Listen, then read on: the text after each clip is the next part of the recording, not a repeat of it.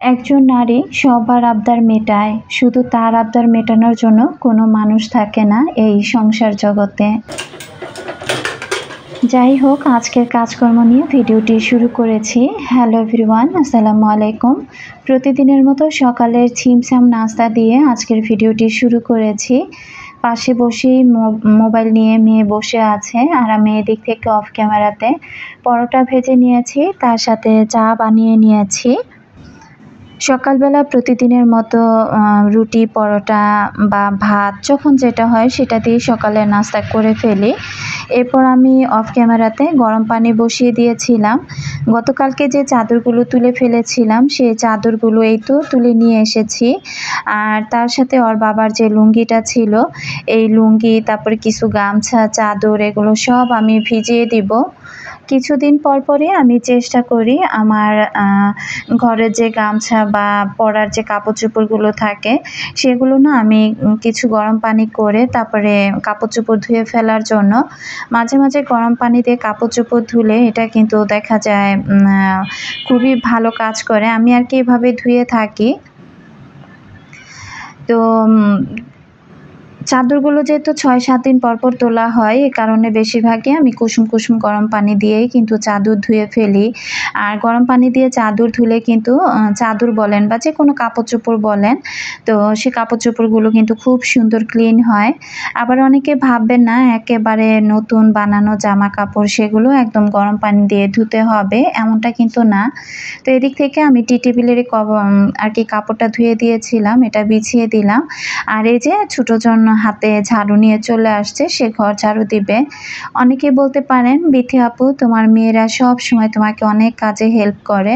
তবে এটা সত্যি, আমি যখন একা কাজ করি, একা কাজ করতে গেলে না দেখা যায় অনেকটা টাইম লেগে যায়।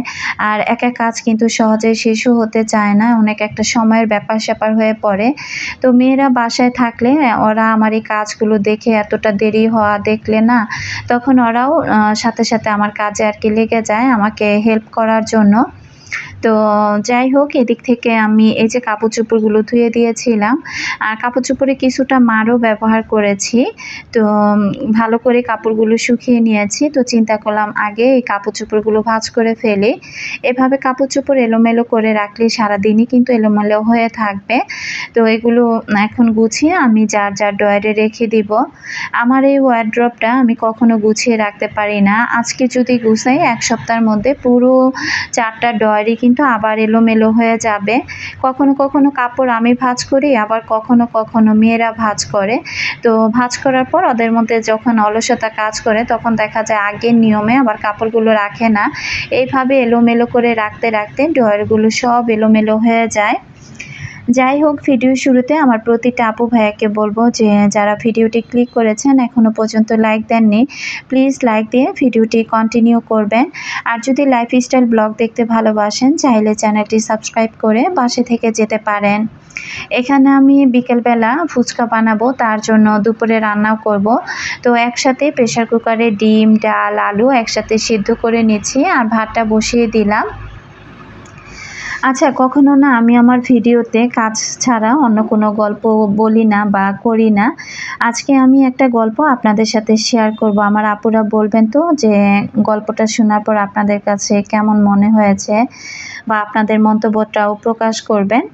তো যাই হোক, সংসারে কাজগুলো করি, কি করি সেটা আপনারা দেখেন আর আমি গল্পটা বলি।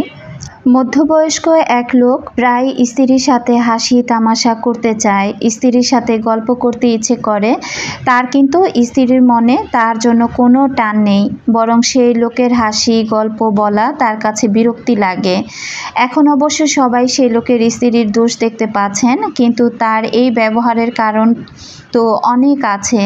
কম বয়সী থাকতে কখনো কোথাও ঘুরতে নিয়ে যায়নি, শখ করে কিছু কিনে দেয়নি, সময় দেয়নি। সংসার আর বাচ্চা সামলাতে গিয়ে সে ধীরে ধীরে এতেই অভ্যস্ত হয়ে গেছে। স্বামী ছাড়াও তার চলে যায়। এখন আর স্বামীর জন্য তার মন কাঁদে না, স্বামীর শূন্যতা অনুভব করে না। লোকটা কিন্তু সংসারের জন্যই কাজ করে গেছে, কিন্তু সংসারে যে শুধু স্ত্রীর ভরণ পোষণ দিলেই হয় না, মনের যত্নও নিতে হয়, তা তিনি করেননি। ফলে এখন যখন বয়স হয়েছে, সময় পেলে স্ত্রীর সঙ্গ চায়, তখন আর পায় না। তাছাড়াও সময় পেলে ছেলেই যার তার সামনে স্ত্রী এবং তার পরিবারকে ছোট করে কথা বলতে কখনো ভুলে যেত না। এতেই যেন সে পৈশাসিক আনন্দ পেত। সন্তান ভুল করলেও স্ত্রীকে দোষারোপ করত। এবার বলুন তো এখানে দোষী কে? তো আমার আপুরা গল্পটা ভালো করে শুনবেন আর এরপর আপনারা বলবেন তো যে এখানে আসলে দোষী কে? সবচাইতে দোষী কি সে নারীটাই না সে পুরুষটাই? আসলে একটা নারীর কিন্তু বয়স আছে, প্রতিটা এক একটা বয়সের ধাপ আমরা এক একভাবে পার করে আসি। এই যে আমাদের যে বয়সটা, এই বয়সটাতে আমরা সবাই চাই আমাদের স্বামীদের সঙ্গ পেতে, স্বামীদের সাথে হাসি ঠাট্টা করতে, স্বামীদের সাথে ভালো মন্দ কথা বলতে। অথচ এই সময়টাতে গিয়ে সে যদিও তার সংসারের জন্য ইনকামের জন্য সে বাইরে কোথাও একটা জবে বলেন বা ব্যবসাতে বলেন সে যুক্ত আছে, এর মাঝখানেও কিন্তু সে লোকটা চাইলে পারে তার স্ত্রীকে সময় দিতে, সন্তানকে সময় দিতে, স্ত্রীকে কোথাও একটু ঘুরতে নিয়ে যেতে, তার সাথে ভালো মন্দ কোনো কিছু কথা বলে তার মনটাকে হালকা করে দিতে। কিন্তু এই মানুষটা কিন্তু সেটা করেনি। এখন যখন তার বয়স হয়ে গিয়েছে তখন সে তার স্ত্রীর সঙ্গ চাইছে, তাকে নিয়ে ঘুরতে যেতে চাইছে, তাকে নিয়ে কিছু একটা খেতে ইচ্ছে করছে, কিন্তু এখন সে মহিলা কোনোভাবেই সে পুরুষটাকে সময় দিচ্ছে না। কারণ এই সময়টা যখন তাকে দেবার দরকার ছিল তখন কিন্তু সে পুরুষটা তাকে দেয়নি। এখন এই সময়তে এসে যদি সে তার স্ত্রীর কাছ থেকে এত কিছু আশা করে, এটা কি আসলেও সে পাওয়ার যোগ্য? তো আমার আপুদের কাছে প্রশ্ন রইল, আপনারাই কমেন্ট বক্সে জানাবেন। তো যাই হোক, গল্পটা পড়ার পর আমার সত্যি কথা বলতে আমার এতটা খারাপ লেগেছে। গভীরভাবে চিন্তা করলে অনেক কিছু চিন্তা করা যায়, অনেক কিছু ভাবা যায়। একটা মেয়ের কাছে না বিয়ের পর তার স্বামী ছাড়া আর বেশি কেউ আপন হয় না। একটা মেয়ের জীবনে তার স্বামী হচ্ছে অমূল্য সম্পদ, সবচাইতে বড় কাছের মানুষ, বন্ধু বলেন, স্বামী বলেন, তারপরে যেটাই বলেন না কেন, ভালো একজন শুভাকাঙ্ক্ষী বলেন। একটা মেয়ের জীবনে কিন্তু তার সবচাইতে বড় লাইফ পার্টনারটা যদি ভালো হয়ে থাকে, সে মেয়ের জীবনে মনে হয় না দুঃখ বলে কোনো কিছু থাকে। তো আসলে কি আর বলবো, কথা বলতে গেলে অনেক অনেক কথা চলে আসে। তো যাই হোক, মাঝে মাঝে ফেসবুকে যখন এই ধরনের গল্পগুলো পড়ি বা দেখি তখন কিন্তু খুব খারাপ লাগা কাজ করে। আসলে আমাদের মেয়েদের জীবনটাই জানি কেমন, আমাদের মেয়েদের জীবনটাই কিন্তু একদম কি বলবো যে আল্লাহ তাআলা এমনভাবে তৈরি করে দিয়েছে, হাতে গোনা কয়েকটা নারী ছাড়া মনে হয় পৃথিবীর সব নারীরাই দুঃখী। তো যাই হোক, এই কারণেই বললাম যে একজন নারী সবার আবদার মেটায়, শুধু তার আবদার মেটানোর কোনো মানুষ কিন্তু থাকে না এই সংসার জীবনে। একটা সময় সন্তানরাও বড় হয়ে যায়, তাদেরও বিয়ে শাদী হয়ে যায়, তারাও পরের ঘরে চলে যায়, তারা তাদের মতো করে ব্যস্ত হয়ে যায়। তবে এই যে নারীটা তার সন্তানের জন্য বা সংসারের দিকে তাকিয়ে এই সময়গুলো দিয়েই যায়, কিন্তু তার বিনিময়ে কিন্তু এই নারীটা কিছুই পায় না। তো যাই হোক, এদিক থেকে আমি কিন্তু কথা বলতে বলতে প্রেসার কুকারে আলুটা সেদ্ধ করলাম আর ডিমটাও সেদ্ধ হয়ে গিয়েছে। করলা দিয়ে আলু ভাজি করব, এই কারণে আলুটা আর কি কিছুটা লবণ দিয়ে এখন করলাটা খুব ভালোভাবে আমি কষলিয়ে নিচ্ছি। এতে করে করলার মধ্যে যে তিতো ভাবটা সেটা কিন্তু চলে যাবে। সকাল হলেই নাস্তা করে হাজারটা কাজে লেগে পড়ি। আসলে একটার পর একটা কাজ কিন্তু করতেই হয়। আর রান্নাবান্না করে যে ২-১টা দিন একটু আরাম-আয়েশ করে খাবো, আসলে না রান্না করেও যদি নরমালে রাখি না হয়তোবা নিজের একটু আরাম হয়। তবে জবার আব্বু ওই খাবারটা খেতে গেলে খুবই ক্যাটক্যাট করে আর কি, তার কাছে ভালোই লাগে না। সবসময় বলে যে ফ্রিজে মাছ রাখতে না, আমি যেন প্রতিদিন বাজার থেকে মাছ কিনে এনে তাকে যেন রান্না করে খাওয়াই। তো এটা তো আমার পক্ষে একেবারে অসম্ভব একটা কাজ, কারণ প্রতিদিন বাজারে গিয়ে মাছ আনা এটা আমার পক্ষে সম্ভবই না। তো আমি আসলে তাকে বলছিলাম যে সে এখন ফ্রিজের মাছ নাকি তার খেতেই ভালো লাগে না, বা ফ্রিজে আজকে মাছ এনেছি সেটা ১ সপ্তাহ রেখে যে খাবো সেটাও তার ভালো লাগে না। তো আমি তাকে বললাম যে তুমি প্রতিদিন আমাকে বাজার করে দিও আর আমি প্রতিদিন তোমাকে টাটকা টাটকা রান্না করে খাওয়াবো। আসলে আমার পক্ষে প্রতিদিন বাজারে গিয়ে মাছ এনে তারপর রান্না করা এটা আমার জন্য একেবারেই অসম্ভব একটা কাজ, এটা আমি কখনো পারবো না। তো যাই হোক, আসলে বয়সের সাথে সাথে মনে হয় মানুষের অনেক কিছুর পরিবর্তন হয়। ইদানিং এই মানুষটা সব বিষয়ে কেমন যেন একটু খ্যাঁচ বেশি করে, যেটা আমার কাছেও শুনতে ভালো লাগে না। তো এই দিক থেকে আমি এই যে কিছু চাল ধোয়া ডাল ধোয়া পানি রেখেছিলাম, সেটাই আমি গাছের মধ্যে এখন এক এক করে দিয়ে দিচ্ছি। সংসার লাইফে আমাদের মেয়েদের অনেক ধৈর্য নিয়ে কাজ করতে হয়, অনেক কথা হজম করে তারপরে সেগুলোকে একদম টুক করে গিলে ফেলে পেটের মধ্যে চেপে রেখে তারপরে কিন্তু সংসারের কাজগুলো করতে হয়। এটার নামই হচ্ছে সংসার। মাঝে মাঝে মনে হয় আল্লাহ তাআলা পুরুষ কেন তৈরি করলো না, পুরুষ বানিয়ে যদি দুনিয়াতে পাঠাতো তাহলে মনে হয় এত প্যারা নিয়ে সংসার জীবনটা কাটাতে হতো না। তো মেয়ে হয়ে যে কেন জন্ম নিয়েছি, মাঝে মাঝে নিজের উপরই নিজের খুব রাগ লাগে। আবার মনে হয় আল্লাহ তাআলা জন্মের পরপরই কেন মৃত্যুটা দিয়ে দিল না। কত মানুষ দেখা যায় বাচ্চা কাচ্চা জন্ম দেওয়ার পর সাথে সাথে মৃত্যু বরণ করে, তো এমন কেন মৃত্যুটা হলো না। আসলে না, মাঝে মাঝে জীবনটা একেবারে কেমন যেন এলোমেলো হয়ে যায়, আর কোনো কিছু ভালো লাগে না। ইচ্ছে হয় যে সব ছেড়ে ছুড়ে দিয়ে একদম কোনো বনে জঙ্গলে গিয়ে বসবাস শুরু করে দেই। তো কেন এমন লাগে, কি কারণে এমন লাগে জানি না। অনেক আপুরা বলতে পারেন যে আপু সংসার জীবনে সংসারের মধ্যে থাকতে থাকতেও মেয়েদের মধ্যে অনেক বিষণ্ণতা কাজ করে, কোথাও গিয়ে ঘুরে আসো।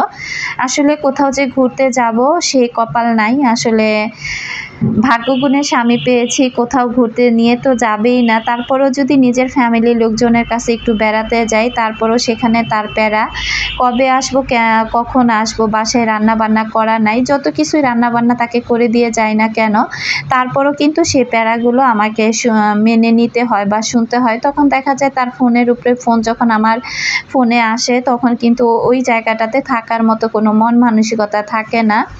আমার মনে হয় কি যে প্রতিটা পুরুষই মনে হয় এমন, প্রতিটা নারীকে আসলে এভাবে কষ্ট দিতে বা একটু এই টাইপের টর্চারিংগুলো করতে খুব পছন্দ করে। তো যাই হোক, এভাবেই সংসার জীবনটা পার করে দিচ্ছি। আসলে কোনো কিছুই ভালো লাগে না।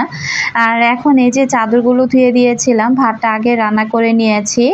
আমি কিন্তু হালকা একটু মার ব্যবহার করেছি চাদরের মধ্যে, না হলে দেখা যায় কি চাদরটা ধোয়ার পর একদম নেতিয়ে থাকে, একটুও ভালো লাগে না। তো আমি কিন্তু কাপড় চোপড় ধোয়ার পর সুতি কাপড় চোপড়ে একটু মার ব্যবহার করি হালকা পরিমাণে। তো কিছু আপুর কমেন্ট পড়ি। এমডি আশিক থেকে আপু কমেন্ট করেছিল, আপু তোমরা তো সবাই অনেক খুশি, আলহামদুলিল্লাহ আমিও খুশি, কিন্তু একটা বেবি রেখে আবার মা হওয়ার অনেক কষ্ট। কারণ মনে হয় আমার কিছু হলে আমার বেবির কি হবে, এটা ভেবে নিয়েই বেবি নেই না। বিশ্বাস করো আপু, তোমার বোন যখন কান্না করছিল আমার চোখে পানি চলে আসে, তার মাঝে আমি আমাকে দেখতে পাই।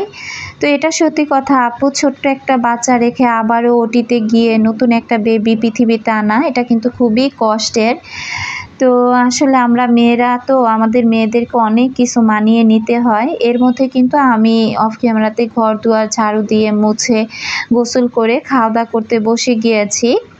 তো খাওয়া দাওয়া শেষ করে এরপর আজকে মেয়েদেরকে একটু ফুচকা বানিয়ে দিব। অনেক দিন যাবতই মেয়েগুলো বলতেছিল যে তাদেরকে যেন একটু ফুচকা রেডি করে দেই। নিশিদীপা আইডি থেকে আপু কমেন্ট করেছিল, আমার কলিজার আপু খুব ভালো লাগে তোমার ভিডিও আর সবার জন্য দোয়া। তো আপু তোমার জন্য কিন্তু মন থেকে অনেক অনেক দোয়া রইল, তুমিও ভালো থেকো আপু, আর পরিবারের সবাইকে ভালো রেখো। আমার কিন্তু খাওয়া দাওয়া শেষ। তো জবা একটু লেট করে আসছিল আর কি, একটু বাইরে গিয়েছিল। তো জবা এসে খাওয়া দাওয়া করার পর আমি আবার টেবিলটা ভালো করে পরিষ্কার করে নিলাম। আর এখন হচ্ছে একদম সন্ধ্যার আগ মুহূর্ত। তো এখানে আমি ফুচকা বানানোর জন্য পেঁয়াজ কাঁচামরিচ সব কেটে নিয়েছি। আর টকটা যে বানাবো তার জন্য এখানে একটু চিনি দিয়ে দিলাম, তেঁতুলটা আগেই আমি ভিজে রেখেছিলাম। এখন একটু চাট মশলা দিয়ে দিব, একটু চিলি ফ্লেক্স আর কি তেঁতুলের পানির মধ্যে দিয়ে দিব, লবণও দিয়ে দিয়েছি, একটু বিট লবণও কিন্তু আমি সেখানে দিয়ে রেখেছি। তো সব কিছু দিয়ে কিছু শসা কুচি কুচি করে নিয়েছি, এটা আমি ডালের সাথে মাখিয়ে নেব। এরপর আর কি ফুচকাটা আমি রেডি করে নেব। শাহিন সুলতানা রিতা আইডি থেকে আপু কমেন্ট করেছে। আসলে আপুর কমেন্টটা পড়ে না আমি মনে হচ্ছিল যে কি বলবো, আর কমেন্টটা পড়ার পর আমার খুবই ভালো লাগা কাজ করেছে। আপু কিন্তু একদম কবিদের মতো আমাকে কমেন্টটা করেছে। আপুদের কমেন্টটা একটু পড়ি। তুমি যদি পাহাড় হও আমি হব ঝর্ণা, তুমি যদি সাগর হও আমি হব জল, তুমি যদি নদী হও আমি হব কুল, তুমি যদি ফুল হও আমি হব সুবাস, তুমি যদি আপু হও আমি হব তোমার ছোট বোন। আসসালামু আলাইকুম আপু, কেমন আছো তুমি? ওয়ালাইকুম আসসালাম আপু। রিতা আপু, আমি খুবই ভালো আছি আলহামদুলিল্লাহ। তোমার বাসার সবাই কেমন আছে? তোমাদের সবার প্রতি দোয়া ও শুভেচ্ছা শুভকামনা রইল এবং এক পৃথিবী ভালোবাসা। ভালো থেকো তুমি এবং তোমার পরিবারের সবাই। আল্লাহ হাফেজ। তো আসলে আপু এত সুন্দর করে কি ছন্দে ছন্দে কবিতাটা লিখেছে, কমেন্টটা করেছে, আমার কাছে খুবই ভালো লেগেছে আপু। আমার পরিবারের সবাই ভালো আছে, আর আমার জন্য, আমার পরিবারের জন্য যে তুমি এত এত দোয়া রেখেছো তার জন্য তোমাকে মন থেকে অনেক অনেক ভালোবাসা জানাচ্ছি। তো যাই হোক, আরেকজন আপু কমেন্ট করেছে মুক্তাদির সানাউল্লাহ আইডি থেকে। আপু লিখেছিল গতকালকে ভিডিও দেবার পরপরই আর কি, গতকালকের আগের দিন জবার মার ভিডিওর পথ চেয়েছিলাম, কেমন আছেন? বাবু কেমন আছে? আলহামদুলিল্লাহ আপু, আমি ভালো ছিলাম। তো এই যে জবার মা বলে যখন ডাকছে না, তখন সত্যি আমার খুব ভালো লেগেছে। আসলে সন্তান যখন বড় হয় তখন কিন্তু বেশিরভাগ মানুষই বড় সন্তানের নাম ধরে কিন্তু তাদের বাবা মাকে ডেকে থাকে। আপু সেটাই আমাকে ডেকেছে। তো এদিক থেকে শারমিন শিমু আইডিও থেকেও কিন্তু আপু আরেকটা বিশাল একটা কমেন্ট করে আপু সবসময় আমাকে কাজ বিষয়ে। এরপর আপু আর কি লিখেছিল যে সিথি আপু ঠিক বলেছে, আমিও সেম কথা বলবো। তো সিথি আপু কি কথা বলেছিল যে আমি যদি লাইভ আকারেও ভিডিও বানাই তারপর আপুর আর কি দেখতে ভালো লাগবে। তো আমার ভিডিও কিন্তু 16, 17, 18, 19 মিনিটের ভিডিও হয়ে যায়, তারপরও যে আপুরা ভালোবাসা নিয়ে দেখে থাকেন। তো শিমু আপু সেই কথাটাই বলেছিল যে ভিডিও যত বড়ই হোক তারপরও আপুর কাছে দেখতে ভালো লাগবে। আমার প্রতিটা আপুর জন্য মন থেকে অনেক অনেক দোয়ার ভালোবাসা রইল। আর আজকের মতো বিদায় নিচ্ছি, ভালো থাকবেন।